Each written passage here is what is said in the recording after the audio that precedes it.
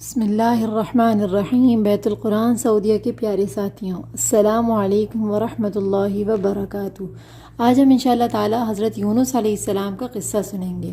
حضرت یونس علیہ السلام ایک عظیم اور کریم نبی تھے۔ ان کا قصہ قرآن مجید میں ایک انوکھا قصہ ہے۔ ان کے والد کا نام متاع تھا۔ آپ سیدنا ابراہیم علیہ السلام کی نسل سے تھے۔ آپ کا ایک نام ذوالنون بھی ہے، یعنی مچھلی والے۔ النون کا مطلب ہے مچھلی۔ اسی طرح آپ کو صاحب الحوت بھی کہا جاتا ہے۔ اللہ تعالیٰ نے آپ کو ان سب ناموں سے پکارا ہے۔ آپ کو ایک عظیم بستی کی طرف مبعوث کیا گیا۔ اس بستی کا نام نینوا تھا۔ یہ عراق کے شمال میں واقع تھی، موصل کے بالمقابل تھی، اور ان دونوں کے درمیان دریائے دجلہ واقع تھا۔ موصل دریائے دجلہ کے کنارے واقع تھا، جبکہ اس کے بالکل سامنے نینوا کی بستی تھی۔ امام ابن کثیر رحمہ اللہ نے نینوا کے بارے میں اور ان آثار اور واقعات کے بارے میں لکھا ہے جو ان کے زمانے میں موجود تھیں۔ وہاں کچھ بت تھے جو اوندھے منہ گرے ہوئے تھے۔ اللہ تبارک و تعالی نے حضرت یونس علیہ السلام کو نینوا کی طرف رسول بنا کر بھیجا۔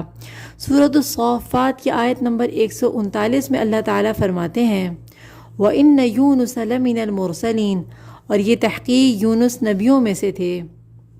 یعنی اللہ تعالیٰ نے یونس علیہ السلام کو جس بستی کی طرف بھیجا، اس کے بارے میں روایت میں آتا ہے کہ اس کی تعداد 1,00,000 سے زیادہ تھی، جیسے کہ اللہ تعالیٰ قرآن مجید میں بھی فرماتے ہیں، یعنی ان کی تعداد 1,00,000 سے زیادہ تھی۔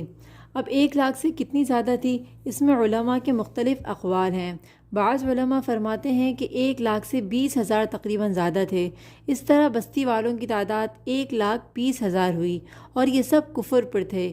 یونس علیہ السلام سال ہر سال دعوت دیتے رہے، لیکن وہ اپنے کفر پر ہی ڈٹے رہے، اور انہوں نے یونس علیہ السلام کی بات نہ مانی، بلکہ یونس علیہ السلام پر ظلم و جبر شروع کر دیا۔ انہیں دھمکیاں دینے لگے اور مصائب اور آلام سے دوچار کیا۔ مطلب یہ کہ جیسے دوسرے انبیاء علیہ السلام کے ساتھ واقعات پیش آتے تھے، بالکل اسی طرح یونس علیہ السلام کے ساتھ بھی سلوک کیا گیا۔ آخر یونس علیہ السلام تنگ آ گئے، اور انہوں نے اللہ کی طرف سے ان لوگوں کو عذاب کی وعید سنائی، اور دن مقرر کر کے فرمایا کہ فلاں دن تم پر اللہ کا عذاب آ جائے گا۔ یونس علیہ السلام ان کو اللہ کے عذاب کی وعید سنانے کے بعد وہاں سے چل پڑے۔ یوسف علیہ السلام کو اللہ تعالیٰ نے وہاں سے جانے کا حکم نہیں دیا تھا۔ انہوں نے اللہ تعالیٰ کے عذاب کو جو دن بتایا تھا، اس سے پہلے ہی وہ وہاں اس بستی کو چھوڑ کر چل پڑے۔ یونس علیہ السلام وہاں سے جاتے ہوئے یہ سوچ رہے تھے کہ اللہ تعالیٰ کا میں برگزیدہ بندہ ہوں، اللہ کی اجازت کے بغیر اگر میں اس بستی سے چلا گیا تو اللہ تعالیٰ مجھے اس پر نہیں پکڑیں گے۔ قرآن مجید کے اندر اللہ تعالیٰ سورۃ الانبیاء میں فرماتے ہیں وَذَنُّونِ إِذْ ذَهَبَ مُغَاضِبًا فَظَنَّ أَن لَّن نَّقْدِرَ عَلَيْهِ فَنَادَىٰ، مچھلی والے حضرت یونس کو یاد کرو جبکہ وہ غصے سے چل دیا اور خیال کیا کہ ہم اسے نہ پکڑ سکیں گے، بالآخر وہ اندھیروں کے اندر سے پکار اٹھا۔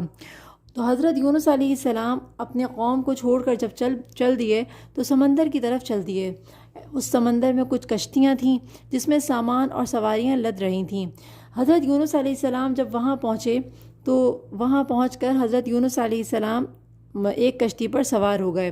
ادھر قوم کے اندر لوگوں نے جب دیکھا کہ جو ایک سیاہ بادل ان کے قوم کی طرف بڑھتا ہوا آ رہا ہے، اور اس بادل کے اندر جو ہے شعلے ہیں، آگ کے شعلے جیسے دکھ رہے ہیں، تو وہ لوگ ڈر گئے۔ اور اس سے پہلے حضرت لوط علیہ السلام کے واقعات کو وہ سن چکے تھے، اور حضرت لوط علیہ السلام کی بستی ان کی بستی سے قریب ہی تھی۔ انہوں نے ان کے حالات اور واقعات سن رکھے تھے، تو وہ سننے کے بعد وہ لوگ سب ڈر گئے کہ اب یہ بھی ہمارے اوپر ایسے ہی اللہ کا عذاب آ رہا ہے اور ہمیں بھی وہ ہلاک کر دے گا۔ تو ان کے بڑے رئیسوں نے سوچا کہ سب لوگوں کو جمع کیا جائے۔ پوری قوم کے لوگوں کو انہوں نے جمع کیا، اور سب کو جمع کر کے ان سب کو یہ بتایا کہ اللہ کا عذاب آ رہا ہے۔ حضرت یونس علیہ السلام سچے تھے اور ہم ان کی بات مان لیتے ہیں۔ یونس علیہ السلام کی غیر موجودگی میں 1,20,000 ان کی آبادی کے جو لوگ تھے وہ سارے کے سارے ایمان لے آئے۔ ان میں سے کوئی بھی ایسا نہ رہا جو کفر پر باقی ہو۔ سب لوگوں نے اللہ کی طرف رجوع کیا اور خوب توبہ استغفار کی۔ سب لوگ ایک میدان میں جمع ہو گئے، اور انہوں نے ہر ایک کو جدا کر دیا، یہاں تک کہ ماں اور بچے کو بھی آپس میں جدا کر دیا۔ اور جب سب کی آہ و بکا اللہ کی طرف رجوع کرنے کی آوازیں اللہ کے پاس پہنچیں تو اللہ رب العزت نے ان کے رونے پہ، ان کے آہ و بکا کرنے پر اللہ پاک نے ان کے اوپر سے عذاب ٹال دیا۔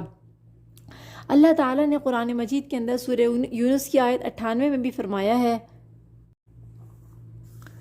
فَلَوْلَا كَانَتْ قَرْيَةٌ آمَنَتْ فَنَفَعَهَا، کہ کوئی بستی ایمان نہ لائی کہ وہ ایمان لانا اس کو نافع ہوتا سوائے یونس کی قوم کے، کہ جب وہ ایمان لے آئے تو ہم نے رسوائی کے عذاب کو دنیاوی زندگی میں ان پر سے ٹال دیا اور ان کو ایک وقت خاص تک عیش دیا، اور اگر آپ کا رب چاہتا تو تمام روئے زمین کے لوگ سب کے سب ایمان لے آتے۔ اللہ تعالیٰ نے حضرت یونس علیہ السلام کے واقعے میں نبی پاک صلی اللہ علیہ وسلم کو اس بات کی تسلی دی ہے کہ آپ پریشان نہ ہوں، آپ حالات سے پریشان نہ ہوں۔ حضرت یونس علیہ السلام بھی پریشان ہو گئے تھے، لیکن اللہ تعالیٰ نے ان کی قوم کو ہدایت دے دی۔ ادھر یونس علیہ السلام کشتی پر سوار ہو چکے تھے۔ جب کشتی پر سوار ہو کر کشتی روانہ ہوئی تو اس سمندر کے اندر طغیانی آ گئی، اور اتنی زور سے سمندر میں طغیانی آئی کہ ان کو لگا کہ یہ کشتی ڈوب ہی جائے گی، تو کہنے لگے کہ اس سواری کے اندر جتنے بھی لوگ موجود ہیں وہ سب اپنا سامان سمندر میں ڈال دیں تاکہ سواری کا بوجھ ہلکا ہو۔ کشتی کا بوجھ ہلکا کرنے کے لیے لوگوں نے اپنا سامان بھی ڈال دیا، لیکن کشتی کچھ تو ہلکی ہوئی مگر اب بھی ڈول رہی تھی۔ لگتا تھا کہ وہ کشتی سب کو ہی اپنے ساتھ لے ڈوبے گی۔ تو کشتی کے ملاح نے کہا کہ ہم میں سے کسی ایک شخص کو سمندر میں ڈالنا پڑے گا، تو اس کے لیے قرار ڈالو۔ قرآن مجید میں اللہ تعالیٰ سورۃ الصافات کی آیت نمبر 140 میں بھی فرماتے ہیں وَإِنَّ يُونُسَ لَمِنَ الْمُرْسَلِينَ، یہ اِذْ أَبَقَ إِلَى الْفُلْكِ الْمَشْحُونِ، جب بھاگ کر پہنچے بھری کشتی پر، فَسَاهَمَ فَكَانَ مِنَ الْمُدْحَضِينَ، پھر قرار اندازی ہوئی تو یہی مغلوب ہوئے، تو پھر انہیں مچھلی نے نگل لیا اور وہ خود اپنے آپ کو ملامت کرنے لگ گئے۔ تو پھر یہ ہوا کہ جب قرار اندازی ڈالی گئی اور قرعے میں حضرت یونس علیہ السلام کا نام نکلا تو سب نے کہا کہ یہ تو بہت نیک ہیں اور ہم دوبارہ قرار ڈالتے ہیں۔ دوسری مرتبہ جب قرار ڈالا گیا پھر حضرت یونس علیہ السلام کا نام نکلا، اور پھر جب تیسری مرتبہ قرار ڈالا گیا تب بھی حضرت یونس علیہ السلام کا نام نکلا۔ سب سمجھ گئے کہ حضرت یونس علیہ السلام کو ہی مطلوب ہے۔ حضرت یونس علیہ السلام کو سمندر میں ڈال دیا گیا اور پھر سمندر کی طغیانی ختم ہو گئی۔ اللہ تعالیٰ نے ایک حوت بڑی مچھلی کو بھیجا، اس کو حکم دیا کہ یونس علیہ السلام کو نگل لے، لیکن ان کو کسی بھی قسم کی تکلیف نہ پہنچانا اور ان کو کھانا نہیں۔ مچھلی نے یونس علیہ السلام کو اپنے پیٹ میں نگل لیا اور وہ سمندر کی تہہ میں چلی گئی۔ قرآن مجید میں اللہ تعالیٰ فرماتے ہیں مچھلی نے انہیں نگل لیا اور وہ خود اپنے آپ کو ملامت کرنے لگ گئے، بس اگر یہ پاکی بیان کرنے والوں میں سے نہ ہوتے تو مردے جلائے جانے یعنی قیامت کے دن تک اس کے پیٹ میں ہی رہتے۔ حضرت یونس علیہ السلام جب اس کے پیٹ میں پہنچے تو اس کی بہت سی روایات ہیں۔ بعض روایات میں آتا ہے کہ اس کی مچھلی کے پیٹ میں 3 دن رہے، بعض روایات میں آتا ہے 7 دن، اور بعض روایات میں آتا ہے کہ 40 دن مچھلی کے پیٹ میں رہے۔ انہوں نے اللہ تعالیٰ کو پکارا اور اللہ تعالیٰ کو انہوں نے 3 اندھیروں میں پکارا۔ قرآن مجید کی سورہ انبیاء آیت 87 میں اللہ فرماتے ہیں مچھلی والے حضرت یونس کو یاد کرو جبکہ وہ غصے سے چل دیا اور خیال کیا کہ ہم اسے نہ پکڑ سکیں گے، بالآخر وہ اندھیروں کے اندر سے پکار اٹھا کہ الہی تیرے سوا کوئی معبود نہیں، تو پاک ہے، بے شک میں ظالموں میں سے ہو گیا۔ تو ہم نے اس کی پکار سن لی اور اسے غم سے نجات دے دی، اور ہم ایمان والوں کو اسی طرح بچا لیا کرتے ہیں۔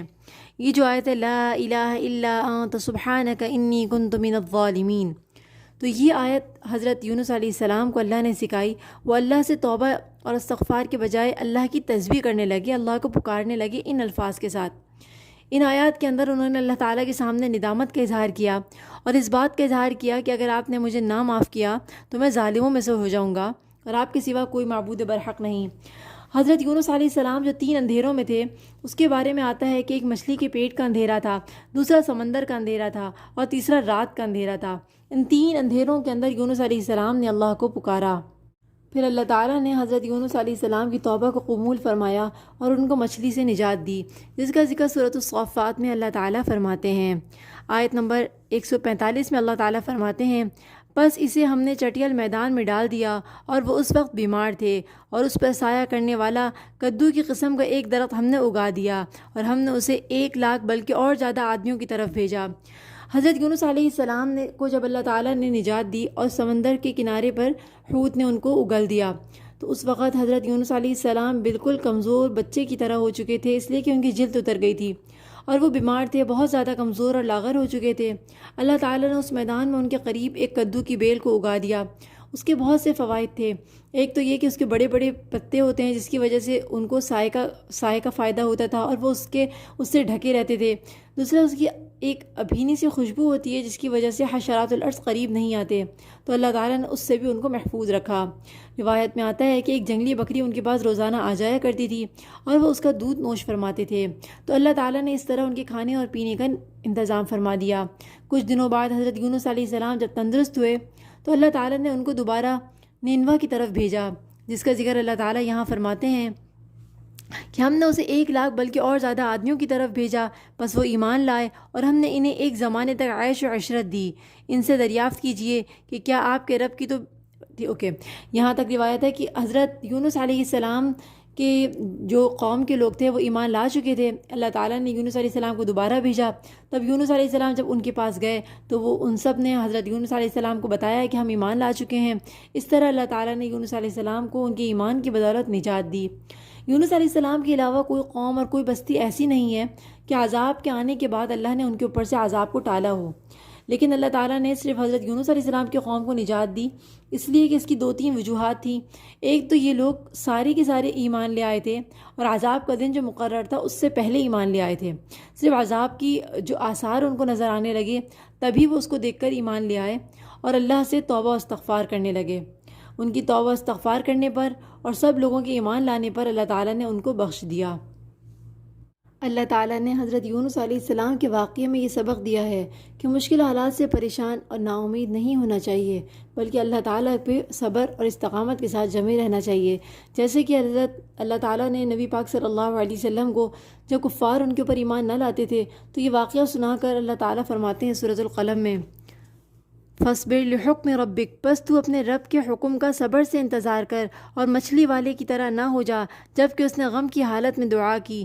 اگر اسے اس کے رب کا احسان نہ پا لیتا تو یقیناً وہ برے حالوں میں بنجر زمین میں ڈال دیا جاتا۔ اسے اس کے رب نے پھر نوازا اور اسے نیک کاروں میں کر دیا۔ یقیناً ان منکروں کی خواہش ہے کہ اپنی تیز نگاہوں سے آپ کو پسلا دیں۔ اللہ تعالیٰ نبی پاک صلی اللہ علیہ وسلم کو حوصلہ دے رہے ہیں اور نبی پاک صلی اللہ علیہ وسلم کو حضرت یونس علیہ السلام کے واقعے کے بعد صبر کی تلقین فرما رہے ہیں۔ اللہ تعالیٰ نے حضرت یونس علیہ السلام کو نیکوکاروں میں شامل کر دیا تھا۔ نبی پاک صلی اللہ علیہ وسلم کی حدیث ہے جس کا مفہوم ہے کہ تم میں سے کوئی شخص مجھے حضرت یونس سے برتر نہ کرے کہ اللہ تعالیٰ نے اس کو نیکوکاروں میں سے کر دیا تھا۔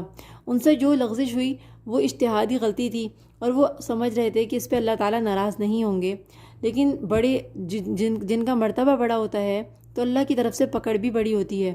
حضرت یونس علیہ السلام نے گناہ نہیں کیا تھا، لیکن اس کے باوجود خلاف افضل کام کرنے پر بھی اللہ پاک نے ان کو پکڑ لیا۔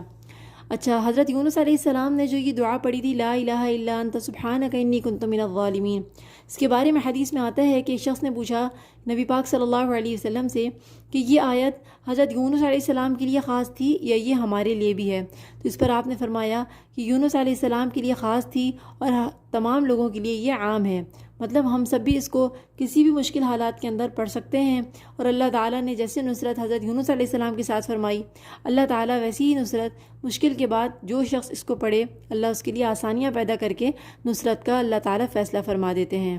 اللہ تعالیٰ حضرت یونس علیہ السلام کے اس قصے سے ہمیں سبق حاصل کرنے کی توفیق عطا فرمائے کہ ہم اللہ تعالیٰ کی کسی بھی پریشانی والے حالات کے اندر پریشان اور نا امید نہ ہو جائیں، بلکہ اللہ کے اوپر توکل کریں کہ جہاں بالکل بھی ہمیں اسباب نہ نظر آ رہے ہوں لیکن اللہ تعالیٰ اس پہ قادر ہیں کہ وہ حالات کو بدل دیں اور بہترین حالات کر دیں۔ جیسے کہ کفر کی بستی کو اللہ نے ایمان والوں کے اندر بدل دیا، یہ اللہ کے اوپر ہے کہ اللہ جس کو چاہے ہدایت دے اور جس کو چاہے ہدایت نہ دے۔